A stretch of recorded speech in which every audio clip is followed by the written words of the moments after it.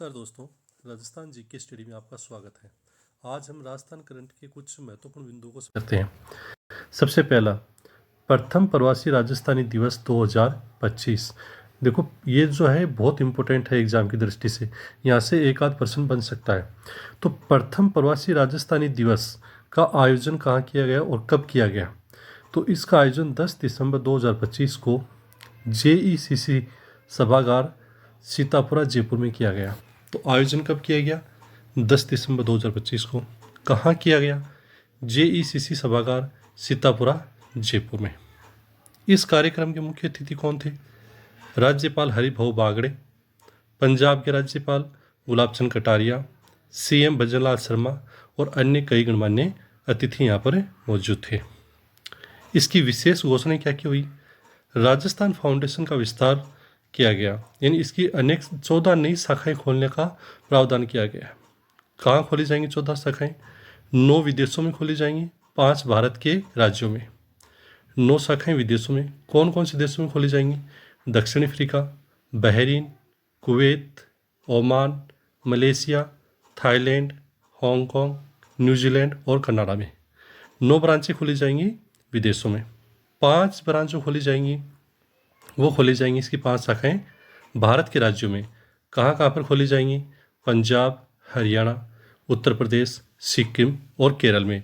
इस तरह राजस्थान फाउंडेशन का विस्तार किया जाएगा और कुल 14 शाखाएं और खोली जाएगी, इसकी घोषणा हुई है। साथ में ही निवेश की बहुत बड़ी घोषणा हुई है। वेदांता समूह द्वारा राजस्थान में देश की सबसे बड़ी फर्टिलाइजर फैक्ट्री लगाने की घोषणा की गई। वेदांता समूह के चेयरमैन कौन? अभी अनिल अग्रवाल है। अनिल अग्रवाल वेदांता समूह के चेयरमैन ने घोषणा किया कि वो राजस्थान के अंदर देश की सबसे बड़ी फर्टिलाइजर फैक्ट्री लगाएंगे। तो ये बहुत ज़्यादा इम्पोर्टेंट हो जाता है, क्योंकि प्रवासी राजस्थानी दिवस पहली बार मनाया गया है, इसलिए प्रथम प्रवासी राजस्थानी दिवस है और ये 10 दिसंबर 2025 को मनाया गया था। अब हम देखते हैं अगला पॉइंट। दूसरा बिंदु हमारे पास में प्रवासी राजस्थानी नीति 2025। प्रवासी राजस्थानी नीति NRR 2025। इसका उद्देश्य क्या है? प्रवासियों की पहचान, सुविधा और निवेश का रोडमैप तैयार करना। प्रवासी राजस्थानी नीति 2025 का उद्देश्य क्या है? प्रवासियों की पहचान करना, सुविधा और निवेश का रोडमैप देना। परिभाषा, यानी प्रवासी राजस्थानी हैं कौन, इसको कैसे डिफाइन करेंगे? तो ऐसे व्यक्ति जो स्वयं या पूर्वज राजस्थान के मूल निवासी रहे हों। ऐसे व्यक्ति जो या तो स्वयं या इनके पूर्वज राजस्थान के मूल निवासी रहे हों और वर्तमान में राज्य के बाहर देश या विदेश में रह रहे हों, उन्हें माना जाएगा प्रवासी राजस्थानी। इसके लिए 5 रणनीतिक स्तंभ तैयार किए गए हैं, जिनको कहा गया है ABCDE। ए का मतलब है एक्सेलरेट, यानी निवेश को बढ़ाना। इसके लिए NRR निवेश सुविधा सेल की स्थापना की गई है। बी का मतलब है ब्रिज, सरकार और प्रवासियों के बीच संवाद। इसके लिए डिजिटल NRR कनेक्ट लॉन्च किया गया है। सी का मतलब है सेलिब्रेट, प्रवासी राजस्थानी दिवस का आयोजन होगा और संस्कृति का सम्मान होगा। डी का मतलब है ड्राइव, प्रवासियों को सामाजिक आर्थिक विकास परोपकार से जोड़ना। और ई का मतलब है इंश्योर, प्रवासियों की समस्याओं के समाधान हेतु मजबूत तंत्र का निर्माण करना। तो ये है प्रवासी राजस्थानी नीति 2025। इसमें यहाँ से प्रश्न बनने की संभावना ज़्यादा है। कितने रणनीतिक स्तंभ बनाए गए हैं? 5, ABCDE। इसमें एक पहल की गई है, वो प्रमुख पहल क्या है? जाने अपना राजस्थान कार्यक्रम। बहुत इंपॉर्टेंट है, जाने अपना राजस्थान। ये कार्यक्रम किसके लिए है? ये कार्यक्रम 18 से 28 वर्ष के युवाओं के लिए। कौन से युवाओं के लिए?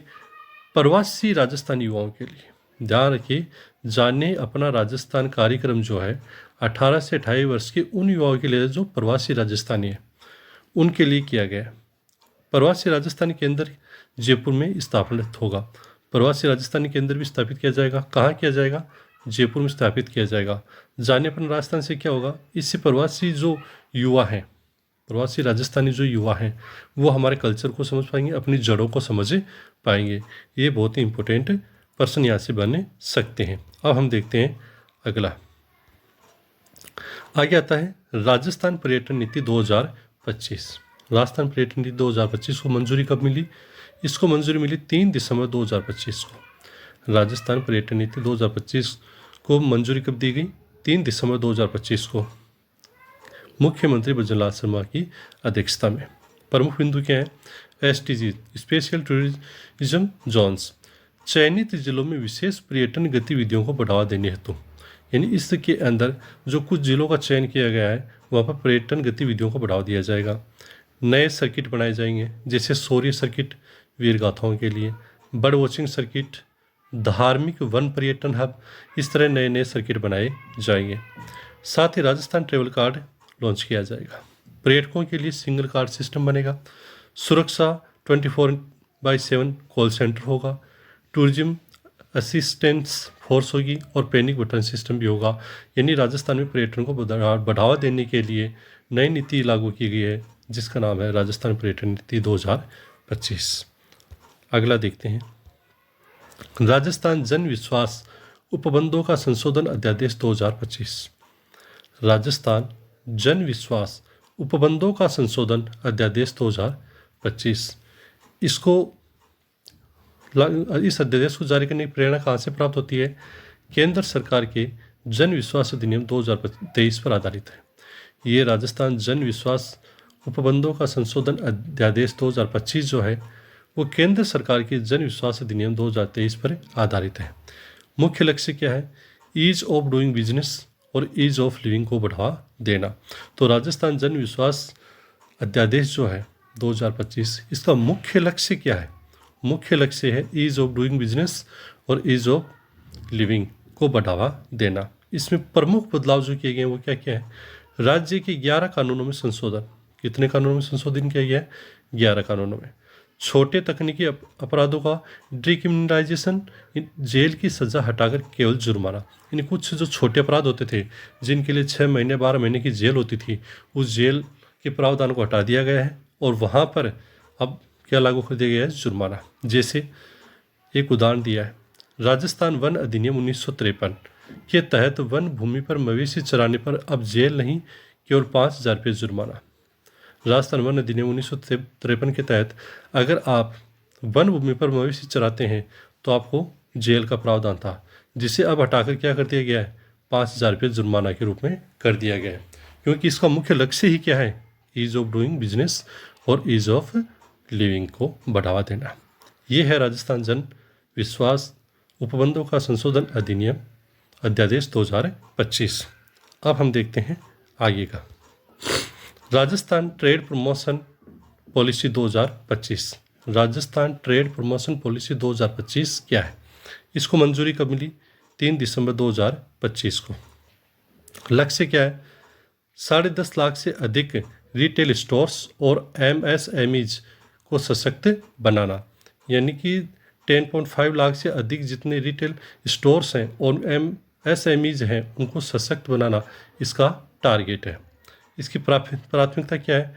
छोटे व्यापारियों को ई-कॉमर्स प्लेटफॉर्म, लॉजिस्टिक सुविधाएं और आसान ऋण उपलब्ध करवाना, जिससे कि वो अपने व्यापार को बढ़ा सकें और राजस्थान में जो पॉलिसी लॉन्च की गई है, जो विजन किया गया है 2047 का, उसकी तरफ बढ़ सकें। ये थे हमारे आज के महत्वपूर्ण प्रश्न। आपको कैसे लगे आप इसको ज़रूर कमेंट में बताएं। धन्यवाद।